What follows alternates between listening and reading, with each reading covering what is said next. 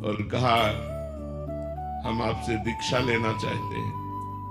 उनका हमारी गोदी पे कुछ दिखाई दे रहा है? नहीं। जाओ गिरिराज जी की 12 वर्ष तक परिक्रमा करो राधा राधा रटते हुए, फिर हमारे पास आओ। आज्ञा का पालन। 12 वर्ष तक राधा राधा रटते हुए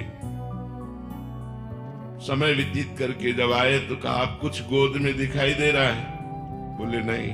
बोले फिर 12 वर्ष जाओ, राधा राधा रटो। 24 वर्ष राधा राधा रटते हुए गिरिराज जी की रोज परिक्रमा लगाते हुए अपने गुरु आज्ञा का पालन किया। जब आए 24 वर्ष बाद तो बोले गुरुदेव आपकी गोद में श्यामा श्याम विराजमान है, ये दिखाई दे रहे। बोले हाँ आओ दीक्षा देते हैं। पहले सिद्ध कर दिया फिर दीक्षा दी। गुरु की आज्ञा ही सबसे बड़ी सेवा है, गुरु की आज्ञा ही अहंकार का नाश है। बोले 12 वर्ष परिक्रमा करके राधा राधा रटते हुए समय व्यतीत किया। बोले फिर जाओ 12 वर्ष।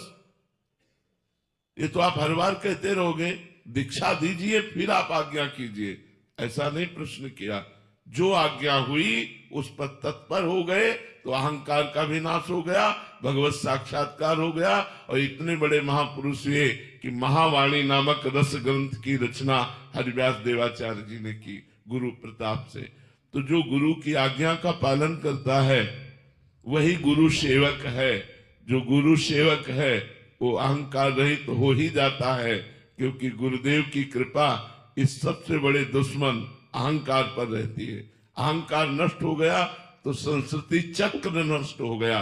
ये जो पुनरपि जननम पुनरपि मरणम पुनरपि जननी जठरे शयनम चक्र है, ये इसका मूल जो है वो अहंकार है। संस्कृति मूल सूल प्रद नाना सकल शोक दायक अभिमाना ताते करे कृपा निधि दूरी सेवक पर ममता अति भूरी। इसलिए कृपा निधि इष्ट और कृपा निधि गुरुदेव पहले उपासक के अहंकार का नाश करते हैं। जो निरहंकार हो जाता है तब वो चिदानंद रस का अधिकारी बनता है।